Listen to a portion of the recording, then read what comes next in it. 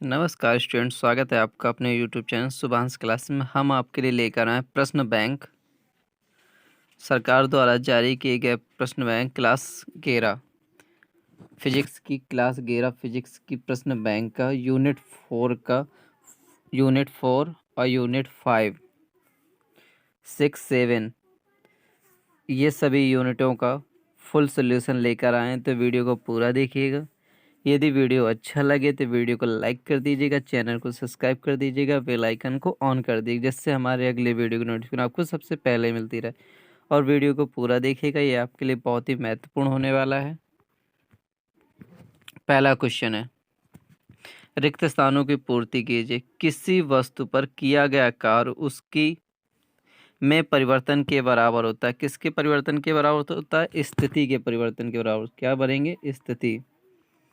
पहले में क्या भरेंगे? स्थिति। दूसरा नंबर, घर्षण द्वारा किया गया कार्य होता है। घर्षण द्वारा किया गया कार्य क्या होता है? स्थितिक घर्षण। इसमें क्या भरेंगे? दूसरे ब्रैकेट में क्या भरेंगे? स्थितिक घर्षण। जिस भी क्वेश्चन में आपको कुछ समझ में ना आए तो आप हमें कमेंट करके बताइएगा, हम आपको फिर से वही बता देंगे। तीसरा पॉइंट है, बंद पथ में संरक्षित बल द्वारा किया गया कार्य होता है। बंद पथ में संरक्षित बल द्वारा किया गया कार्य क्या होता है? तो बंद पथ में किया गया संरक्षित कार्य क्या होता है? शून्य होता है। क्या होता है? शून्य होता है। तो इसका राइट आंसर क्या भर देंगे इसमें? शून्य। चौथा नंबर है, अप्रत्यास्थ संघट्ट में गतिज ऊर्जा होती है। अप्रत्यास्थ संघट्ट में गतिज ऊर्जा क्या होती है? संरक्षित नहीं होती है। गतिज ऊर्जा क्या होती है? संरक्षित नहीं होती है। चित नहीं होती है। तो क्या भरेंगे राइट आंसर? चौथे में, अप्रत्यास्थ संघट्ट में गतिज ऊर्जा संरक्षित नहीं होती है और प्रत्यास्थ में संरक्षित होती है। कार्य का ऐसा ही मात्रक क्या होता है? तो कार्य का ऐसा ही मात्रक भरना है हमें, जूल। तो कार्य का ऐसा ही मात्रक क्या होता है? जूल। इसे जे से भी प्रदर्शित करते हैं, या तो आप जे भर दीजिएगा या तो जूल भर दीजिएगा। कार्य करने की दर को क्या कहते हैं? कार्य करने की दर को शक्ति कहते हैं। तो शक्ति बराबर क्या होता है? W/T। जहाँ W क्या होता है? कार्य होता है, T समय होता है। तो कार्य करने की दर को क्या कहते हैं? शक्ति कहते हैं। तो क्या भर देंगे? शक्ति। अगला नंबर है नंबर 7, शक्ति का ऐसा ही मात्रक क्या होता है? शक्ति का ऐसा ही मात्रक क्या होता है? बहुत ही महत्वपूर्ण है। शक्ति का ऐसा ही मात्रक क्या होता है? वाट होता है।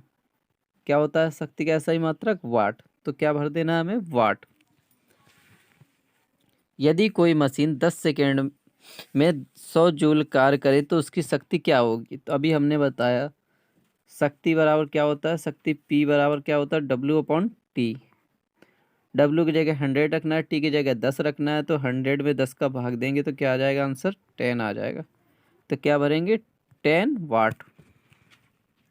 8वें नंबर का राइट आंसर क्या हो जाएगा? 10 वाट। 9वां नंबर है, असंरक्षित बल द्वारा किया गया कार्य निर्भर करता है। ब्रैकेट ब्रैकेट है, असंरक्षित बल द्वारा किया गया कार्य निर्भर करता है। किस पर निर्भर करता है? पद पर।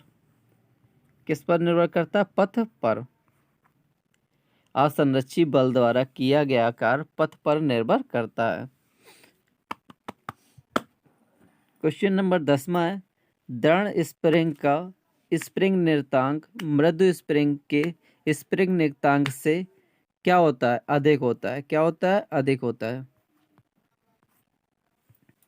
इसके बाद वस्तुनिष्ठ प्रश्न है, बहुविकल्पी प्रश्न है। यदि F बराबर 3I 4J 5K तथा विस्थापन इतना हो तो कार्य बराबर होगा। कार्य बराबर क्या होता है? बल गुणे विस्थापन। बल का मान कितना दिया? इतना। विस्थापन का मान दिया इतना। तो गुणा करा दीजिए। 5 का गुणा 3 में कराएंगे तो क्या आ जाएगा? 5 या 15। प्लस का चिन्ह प्लस। 4 चुको 16, 5 तिया 15, लेकिन माइनस का है तो माइनस। 15 से 15 कट जाएगा, क्या बचेगा? 16। तो 16 यूनिट कहाँ है? दूसरे नंबर में। तो क्या सही हो जाएगा? दूसरा नंबर सही हो जाएगा। दूसरा नंबर है, निम्नलिखित में से ऊर्जा का मात्रक नहीं है।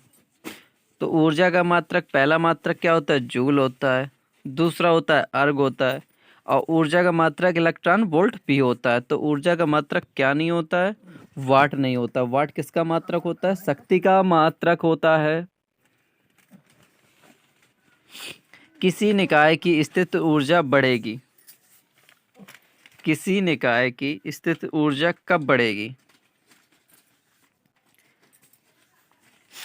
पहला ऑप्शन है निकाय पर संरक्षी बल द्वारा कार्य किया जाए। निकाय, दूसरा ऑप्शन है निकाय पर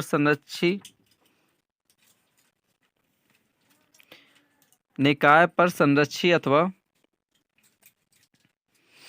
असंरक्षी बल द्वारा कार्य किया जाए। तो इसका राइट आंसर क्या हो जाएगा? राइट आंसर पहला हो जाएगा, निकाय पर संरक्षी बल द्वारा कार्य किया जाए। चौथा नंबर है, अप्रत्यास्थ संघट्ट में संरक्षित रहता है।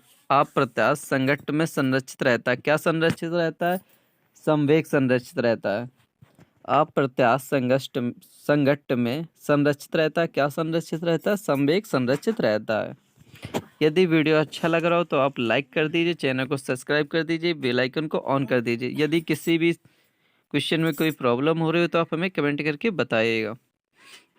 अगला नंबर है 5 नंबर, जब कोई संरक्षी बल किसी वस्तु पर धनात्मक करता है तो उसकी स्थितिज ऊर्जा। जब कोई संरक्षी बल वस्तु पर धनात्मक करता है तो उसकी स्थितिज ऊर्जा क्या होगी? घटती है, अपरिवर्तित रहती है। तो इसका राइट आंसर क्या हो जाएगा? अपरिवर्तित रहती है।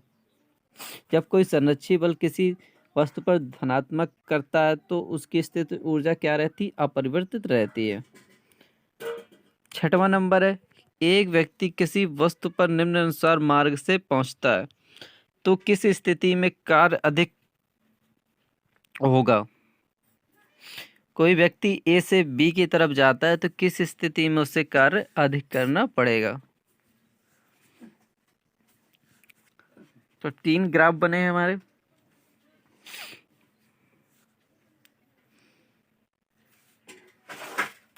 तो इसका राइट आंसर क्या हो जाएगा?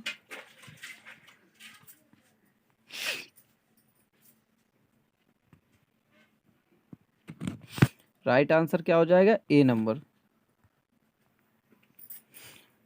इसके बाद आपके लघु उत्तरीय प्रश्न 4 अंक के प्रश्न है। इन प्रश्नों को आपको स्वयं करना है। यदि किसी प्रश्न के आंसर ना मिले या कोई भी प्रश्न ना बने तो आप हमें कमेंट करके बताइएगा, तो इनके हम आपको बाद में फिर से इनके आंसर बता देंगे। इसके बाद अगली यूनिट देखते हैं, यूनिट 5। यूनिट 5 करते हैं, बहुत ही महत्वपूर्ण है आपके लिए यूनिट 5। कणों के निकाय तथा घूर्णी गति। कणों के निकाय तथा घूर्णी गति, पहला ऑप्शन है रिक्त स्थानों की पूर्ति कोणीय संवेग बराबर क्या होता है? रेखीय संवेग, और खाली ब्रैकेट में क्या भरना है? स्थिति सदिश। क्या भरना है? स्थिति सदिश। ये बहुत ही महत्वपूर्ण होने वाला है वीडियो, स्थिति सदिश भरेंगे। इसके बाद दूसरा नंबर है A vector in cross A vector, तो बराबर क्या हो जाएगा? A into A cos theta. इसको क्या लिख सकते हैं? ए स्क्वायर कॉस थीटा, जहाँ थीटा दोनों के बीच का कोण है। अगला है तीसरा नंबर है, ऐसा पिंड जिसके कणों पर बल लगाने पर भी उसके बीच की दूरी नहीं बदलती तो को कहते हैं, क्या कहते हैं? जड़त्व कहते हैं। जड़त्व कहते हैं। जब किसी पिंड पर बल लगाने पर उसके बीच की दूरी नहीं बदलती तो वो क्या कहलाता है? जड़त्व कहलाता है। ऑप्शन नंबर 4 है, सदिशों का सदिश गुणा क्रम विनिमय नियम का पालन करता है। क्रम विनिमय नियम का पालन करता है। क्या भरेंगे? करता है।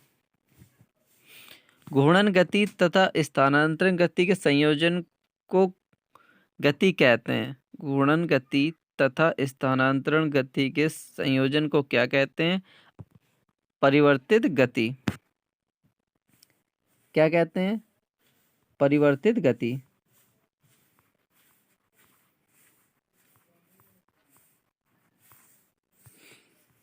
किसी पिंड का वह बिंदु जिसके पारिता पिंड का कुल गुरुत्व बल आघूर्ण शून्य हो क्या कहलाता है? केंद्र बिंदु कहलाता है। क्या कहलाता है? केंद्र बिंदु।